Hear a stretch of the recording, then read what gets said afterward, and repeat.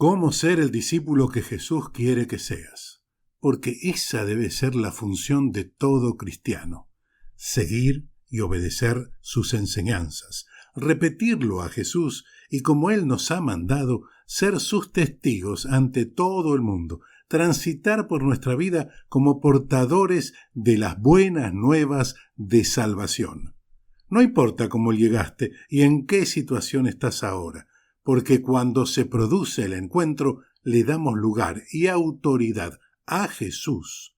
Él transforma nuestra vida desde nuestro interior. Bienvenidos a otro episodio de La Palabra y Nosotros. Soy el pastor Marcos. Jesús no vino a atraer multitudes para contarlas como un líder de masas o un influencer. Él vino con otro plan, el de restaurar a la humanidad a la comunión con Dios. Para eso, Él se propuso formar discípulos. Comenzó con aquellos 12, pero también Él cuenta contigo. Bueno, con nosotros todos, los que nos decimos cristianos. Te invito a que te quedes hasta el final porque lo que tengo para decirte no es solo teoría, es también mi experiencia con Dios y como discípulo de Jesucristo.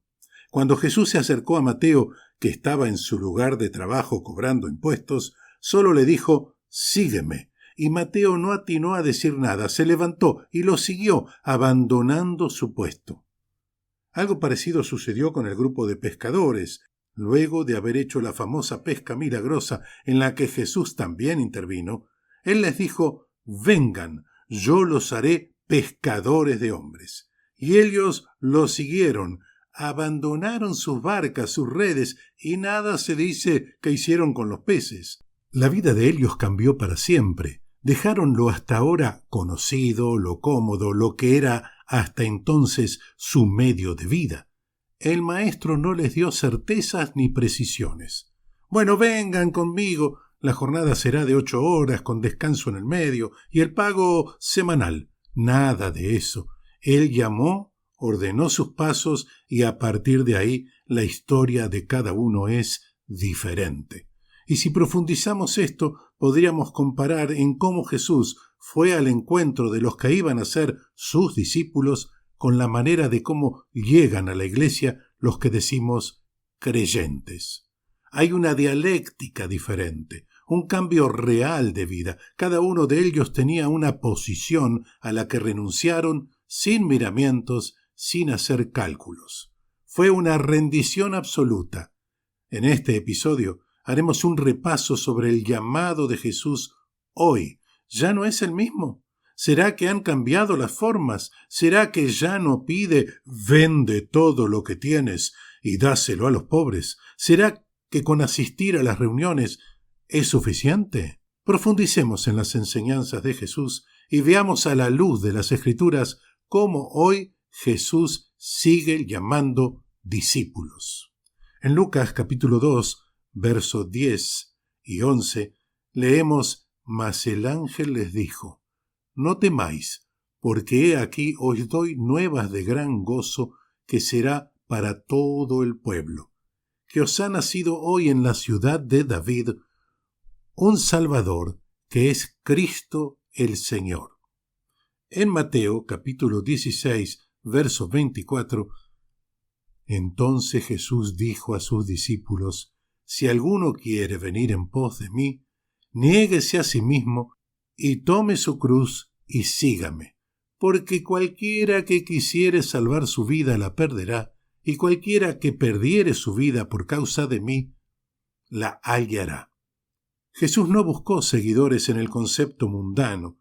Seguidor de un artista es un fan. Seguidor de un equipo, un porrista, un hincha en Sudamérica, un torcedor en Brasil, hooligans en Inglaterra, tifosi en Italia.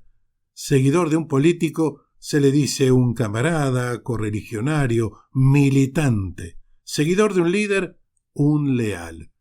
Los seguidores de Jesús somos discípulos, que hemos aceptado el reto de negarnos a nosotros mismos, tomar nuestra propia cruz y seguirlo. Por eso hay que reconocer a Jesucristo como el Salvador, pero también como el Señor de nuestras vidas.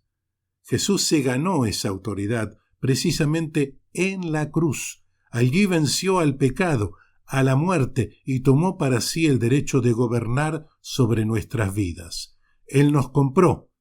En la cruz pagó el precio. Éramos propiedad de Satanás, y Él nos compró con su sangre. Cuando uno acepta a Jesús, no lo acepta como Salvador. Él es el Señor, el Rey, el Amo, el dueño de nuestras vidas. Un discípulo, en el concepto general, es un alumno, un aprendiz, alguien que se somete a las enseñanzas de su maestro. En la antigüedad, era un honor ser elegido por un maestro para ser su discípulo. No cualquiera era elegido. Pablo, siendo Saulo, fue discípulo del maestro Gamaliel. Era el maestro el que elegía al discípulo y no al revés, y constituía un gran honor ser elegido, sobre todo si el maestro era prominente. Hay un diálogo en la película Jesús de Nazaret del año 1978, en la que el personaje que hace de Judas dice a uno de sus compañeros: «Yo voy detrás del Nazareno, y si me acepta, lo sigo». Un discípulo de Cristo es alguien elegido por Cristo, que reconoce la autoridad de Cristo sobre su vida. Él está bajo la autoridad de su Señor. Por lo tanto, su vida ya no le pertenece a él mismo, sino que le pertenece a su Señor. Su vida ha sido comprada a precio de sangre. Su vida está sometida a las decisiones de quien lo toma por discípulo. «Ya no vivo yo, Cristo vive en mí», dijo el apóstol Pablo. Es decir, que las decisiones sobre mi vida no me pertenecen más a mí, sino a quien tiene derecho sobre mi vida. Pablo le reconoció a Cristo ese derecho. Así me fue presentado a mí el Evangelio. Cristo es el Señor, el dueño. Por eso decimos de entregar nuestra vida. Algunos dicen de aceptar. Pero yo creo que yo no tengo que aceptar. Nosotros no somos los que aceptamos al Señor, sino que Él nos acepta a nosotros y tengo que rendir mi vida a los pies de Cristo. También, por muchos años se predicó eso de aceptar a Cristo como el Salvador, pero Él es más que el Salvador. Él es Señor. Todas las cosas por Él fueron hechas. Leemos en Juan capítulo 1, versos 9 al 12. Aquella luz verdadera que alumbra a todo hombre venía a este mundo. En el mundo estaba, y el mundo por él fue hecho, pero el mundo no lo conoció. A lo suyo vino, y los suyos no le recibieron, mas a todos los que le recibieron, a los que creen en su nombre, les dio potestad de ser hechos hijos de Dios. Y también en Colosenses capítulo 1, verso 16, leemos: «Porque en Él fueron creadas todas las cosas, las que hay en los cielos y las que hay en la tierra, visibles e invisibles, sean tronos, sean dominios, sean principados, sean potestades, todo fue creado por medio de Él y para Él». Permíteme hacerte unas preguntas.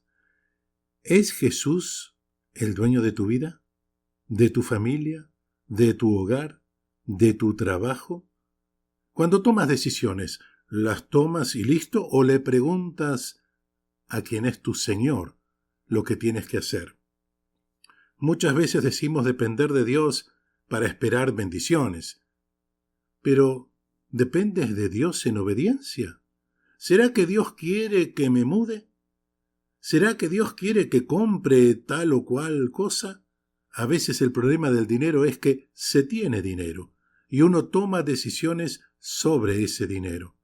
Cuando no tenés dinero, orás para poder comprar, pero cuando tenés, también deberías orar para saber si puedes comprarlo. Jesús mismo confesaba que su pan era hacer la voluntad de su Padre. Él oraba constantemente, buscaba la comunión del Padre. Sabía lo que tenía que hacer, pero aún así no decidía solo, dependía. Un discípulo es dependiente, sumiso y obediente. ¿Está tu casa bajo la autoridad de Cristo? Oramos para que Él nos dé una casa, un hogar, pero después me apropio del bien y termina siendo mi casa o termina siendo del Señor. ¿Quién toma las decisiones? ¿Tú o el Señor? Pregunta: ¿cuánto hace que no hospedas? Hay promesas de bendición para los hogares hospedadores. Hay que abrir la puerta. Decimos: yo y mi casa serviremos al Señor. Casa es familia, pero también posesiones.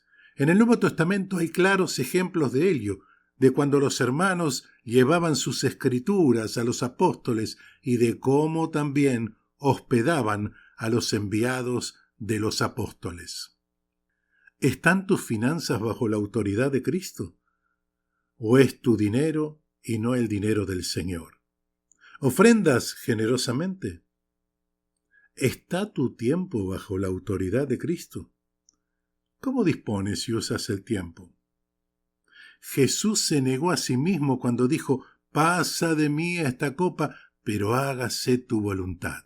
Por su mente pasaría morir a los 33 años. ¿Por qué no esperar un poco más? Pero él dijo: hágase tu voluntad. Un discípulo es también alguien que ha tomado su cruz.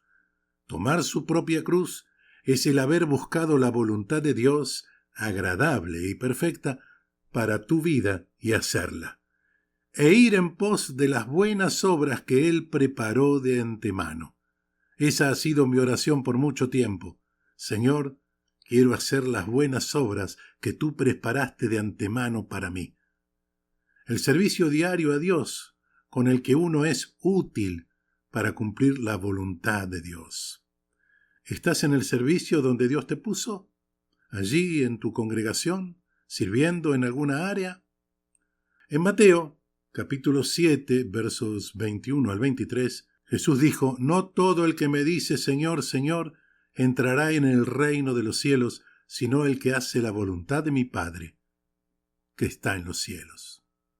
Y para hacerlo más claro, agregó: muchos me dirán en aquel día: Señor, Señor, ¿no profetizamos en tu nombre, y en tu nombre echamos fuera demonios, y en tu nombre hicimos muchos milagros? Muchas veces creemos hacer la voluntad de Dios porque asistimos a los cultos y algo de lo que hacemos se parece a lo que Él quiere.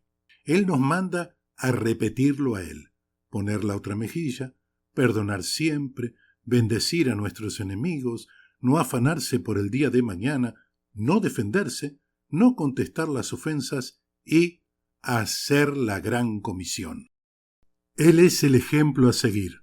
Nuestra mejor decisión es entonces rendir nuestras vidas a Él y decir: tómame como tu discípulo. Beneficios de un discípulo. En el Evangelio de Juan, capítulo 15, verso 15. Ya no los llamo siervos, porque el siervo no está al tanto de lo que hace su amo. Los he llamado amigos, porque todo lo que a mi Padre le oí decir, se lo he dado a conocer a ustedes. No me escogieron ustedes a mí, sino que yo los escogí a ustedes y los comisioné para que vayan y den fruto, un fruto que perdure. Así el Padre les dará todo lo que pidan en mi nombre. Entonces, si rendimos nuestras vidas a Jesús, Él nos toma como sus discípulos, Él nos tratará como amigos y nos dará a conocer la voluntad del Padre. Y al decir para que vayan y den fruto, habla justamente de una vida próspera y termina diciendo que todo lo que pidamos al Padre en su nombre nos será dado. Es decir, no es buscar el éxito, la prosperidad y respuestas a la oración. Para todo eso, primero, nuestra vida debe estar bajo la autoridad de Cristo. Oramos. Señor Jesús, yo te doy gracias por ser tu discípulo y por todas las bendiciones que has puesto en mi camino. Te pido que te reveles a todos los que están escuchando en este momento. Recíbelos como discípulos, que sus vidas sean transformadas y puedan alcanzar la vida abundante. Amén. Gracias por escuchar y hasta la próxima. Si te ha gustado este podcast y crees que esta reflexión es buena para otros, dale like. Eso ayuda a que YouTube lo recomiende. Y también puedes suscribirte y hacer clic en la campanita para recibir las notificaciones cuando subimos nuevo podcast. Déjanos tu email en los comentarios para enviarte un ebook gratis.